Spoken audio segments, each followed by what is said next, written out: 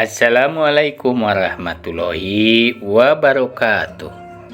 Tepang deui sareng Kang Nacep dina acara ngadongengnya. Dina dangat ayeuna Kang Nacep seja neraskeun deui dongeng anu jejer cariosna teh nyaeta Si Kabayan Sakti. Atuh supados teu nyongkolong teuing kana waktos, urang lajengkeun deui nya dongeng Si Kabayan Sakti episode 2. Wilujeng ngadangukeun.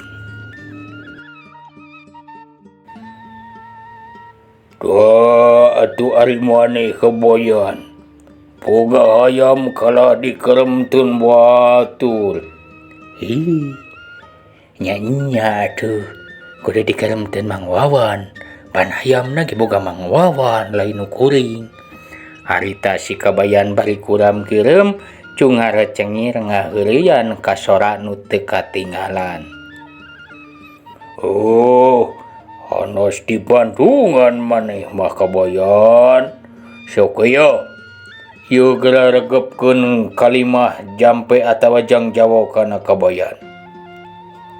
Harita Si Kabayan sakitu fokusna jeung seriusna ngaregepkeun anu rek dipapatkeun.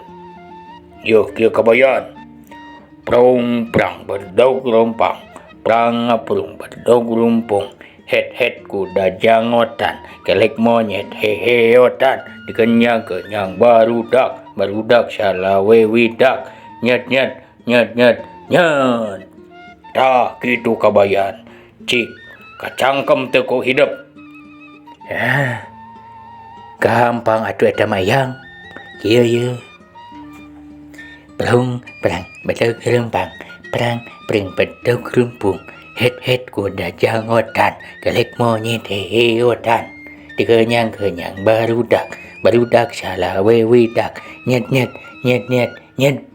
Dah kitu eyang. Tapi nah geuning anger. Eyang. Si Kabayan harita tuluy tumanya bari manehna ngarasa heran. Sabab pikir manehna mah anu sararakti dina TV mah saenggeus mantek kana jangjawokan teh jo langsung bisa hiber.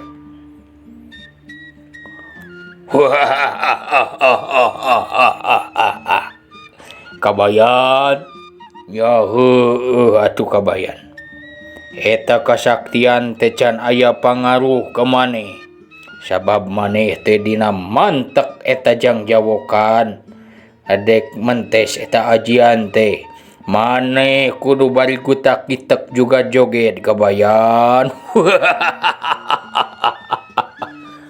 Les. Eta sora teh ngaleungit tina pangdenge Si Kabayan. Harita Si Kabayan teh langsung cumarita ka dirina sorangan. Aing mah jeung kudu ngarengkeneh ke sagala. Ieu mah rupa-rupa. Harita Si Kabayan masang kuda-kuda, suku kenca jeung katuhuna disajajarkeun. Badan rengkuh bari doyong ka hareup tuluy mantek eta kalimah. Teu kacatur kumaha Si Kabayan gua geol gutak-gitak bari ngahaleuang ngahariring mapatkeun eta jangjawokan. Sabadana eta Si Kabayan mapatkeun, corelat. Jirim Si Kabayan ngacorelat luncat tina guha nu sakitu ngalungkawingna. Celegedeg. Harita sukuna napak tina lemah datar. Estu kawilang rada anggang lamun jarakna diukur ka imah si Abah mah. Bareng Si Kabayan sadar, manehna napak ayeuna mah geus henteu dina guha deui. Manehna tuluy nuluykeun lampah dek muru ka imah si Abah. Barang Si Kabayan satengahing perjalanan, harita si Mod lumpat sakalumpat lampet ti paparetot ti sirikna sagala ditumbrag. Atuh cenah aya popoyan, pagar jeung sagala rupa teh teu sirikna katarubrukan. Si Kemod anu lumpat sataker kebak muru ka Si Kabayan kedebut. Harita si Kemod teh labuh hareupeun pisan si Kabayan. Ceples we, labuhna teh meuni dramatis, jigah pisan film-film dina sinetron anu sok aya dina YouTube. Nempo si Mod labuh hareupeun manehanana, si Kabayan harita ngahudangkeun. Bari pinuh ku kanyaah, pok si Kabayan ngomong, "Heuh, aing majang euy. Make jeung ngagabrug bangkong sagala. Aya naon atuh ilaing teh Mod?" Itu Kabayan. Si Mod harita sorana dumareuda bari curugna ngacir nuduhkeun ka lebah imah si Abah. Katempo napasna rengha peranjug nyenen kemis, ciciren manehanana teh keur nyorang kacape anu luar biasa. "Naon? Atuh jeung megat angkot di dieu curug acir-aciran moal ge aya nu eureun Mod." Imah si Abah Kabayan, kaanjangan badog Kabayan. Aduh, Kabayan. Hah? No bener. Makai badog. Aduh, bener ieu teh Mod. Bener Kabayan. Si Kabayan harita sajongjonan mangahuleng, ngolohok kembang kadu reuas mireungeuh kana beja ti si Mod. Yen imah si Abah teh sing horeng kaanjangan badog. "Kumaha tadi? Nah eueuh nu nulungan eta teh Mod?" Si Kabayan tuluy nanya. "Nyeta warga kampung ge teu aya anu mampu nying hareupanana Kabayan. Kuring oge dibantuan ku Abah Sasui kokolot anu jago lembur oge. Aduh Kabayan tetela teu mampu. Ayeuna teh kuring teh dek lumpat dek minta bantuan soalna eta si badog teh Kabayan aya dina jumlah 5 urangna eta teh. Matak ayeuna kuring teh dek minta bantuan ka itu ka warga sugan aya Mang Dian petet kitu si Mang Ling sugan keur beres ngadonan cilokna dek diminta bantuan ieu teh Kabayan." Sakedapan majempe teketakna nembalan. Beungeutna si Kabayan ngadadak beureum, lir beusi atah dibeuleum burahay lir cengek asak nu meujeuhna alaeun.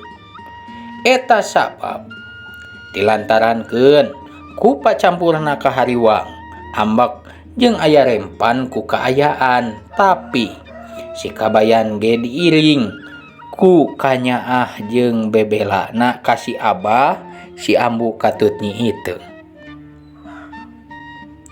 Saharita barang si Kabayan keur ngahuleng, manehna inget kana kajadian meh nu kabeneran pisan. Nyaeta ayeuna mah manehanana teh kaancikan ku Eyang Sakti. Nu temahna manehna teh saeutik gedena mibanda kasaktian anu luar biasa. Tekung silila si Kabayan pok ngomong, "Tong hariwang Mod euy. Keun ayeuna mah giliran kuring nu bakal medal kasaktian teh. Apan kuring teh ieu teh kerek beres tatapa di guha luhur lamping Mod. Tah lamun masalah bala bantuan heuh juga tuluykeun ku ilaing. Panggeroankeun ka itu si Dian petet, hansip kaitu teh si Mang Ling euy sugan teu ngadonan cilok. Danganeun nu lain euy si Eki kaitu. Pokona mah omat we jadi engke teh geus beres dicangkalak teh euy. Bawa ke balai desa, bawa ke itu ke kantor polisi heuh." Harita si Kemod anu geus ngadenge parentah ti si Kabayan, langsung wae si Kemod mah nuluykeun deui. Lampahna nyaeta ngabretek lumpat satakar kebek. Teu sirikna atuh eta pager-pager teh katubrukan deui. Sagala rupa kadupak ti mimiti popoyan, kanang hayam jeung kurung hayam. Saking ku hayang geura-geura nepi. Sedengkeun si Kabayan mah teu ngantep lila kana waktu. Manehna jol ngajugjug ka imah si Abah. Tunda lampah si kabayan anu keur ngajugjug ka imah si Abah.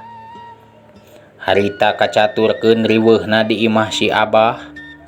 Sora cingkoceak patembalan sentak sengorna Badog anu ngalakukeun gawe teu matut di imah si Abah nyaeta babadog rarampok. Geus.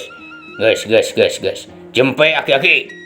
Sing nyaah maneh kana raga asih ka diri. Geura serahkeun kabeh harta kakayaan maneh lamun maneh masih nyaah kana nyawa.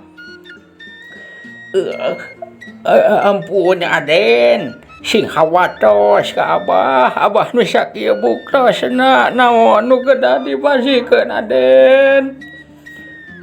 Tong loba ngabohong sia. Bari harita kapala Badog teh nyuntrungkeun si Abah kedebut. Si Abah disuntrungkeun.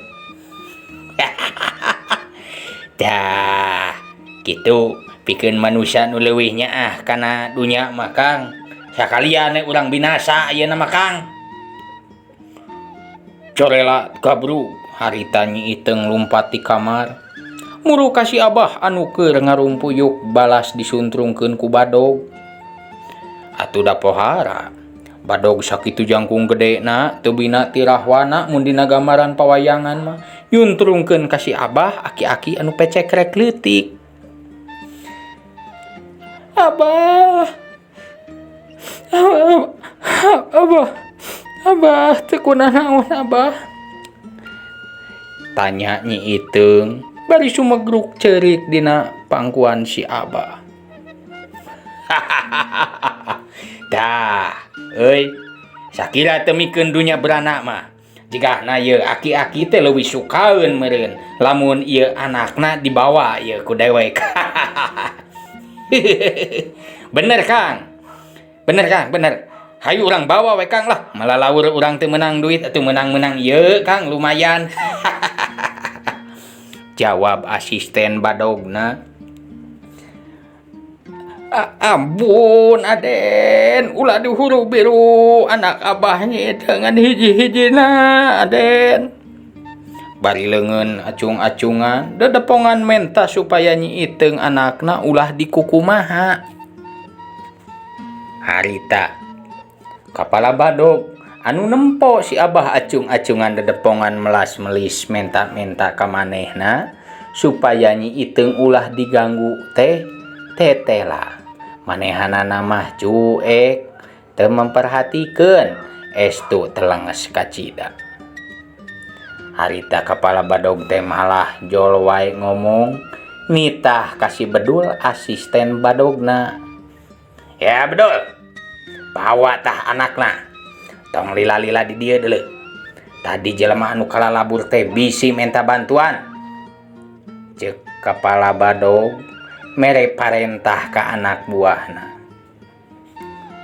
Karawak leungeun katuhu Nyi Iteung nu keur ngarangkul si Abah teh dicekal tuluy dikenyang.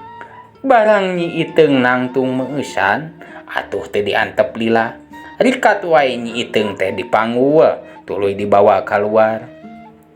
Geus kitu mah saaleutan Badog anu aya kana 5 urangna teh kabeh arindit ninggalkeun si Abah jeung si Ambu anu keur cingkaroceak sasambat ka Nyi Iteung bari waktosna seueur. Alah geuning wargi sakitu heula nya nu tiasa kapihatur dinten ieu. Atuh mugia sadayana nu ngadangukeun ieu dongeng kalayan nu ngarojong mugia sing dipaparin kasehatan kasalametan tur kabagjaan anu nuju ngalap rezeki mugia sing dimudahkeun sing dilancarkeun utamina mah atuh rezeki anu di ala teh sing berkah oge teu hilap sing berlimpah. Atuh anu nuju ngatik ilmu nalungtik pangarati mugia ilmuna sing mangpaat dunia rawuh akhiratnya sing jadi ilmu anu baris jadi salah sahiji amal jariah. Amin amin ya Allah ya rabbal alamin. Sakitu heula anu tiasa kahatur dina jejer carios si Kabayan Sakti episode 2. urang lajengkeun insyaallah mugi aya wagelan enjing pageto urang garap dina episode katilu. Sakitu wae atuh anu tiasa kasanggakeun, pilih wargi aya saran, kritikan, masukan sagala rupi, janten kabingahan kanggo jisim abdi, mangga diseratkeun wae dina kolom komentar. Saran kritikanana ti wargi-wargi mangrupikeun kabagjaan kanggo jisim abdi supados karya-karya salajengna tiasa langkung diperbaiki. Hatur nuhun. Wassalamualaikum warahmatullahi wabarakatuh.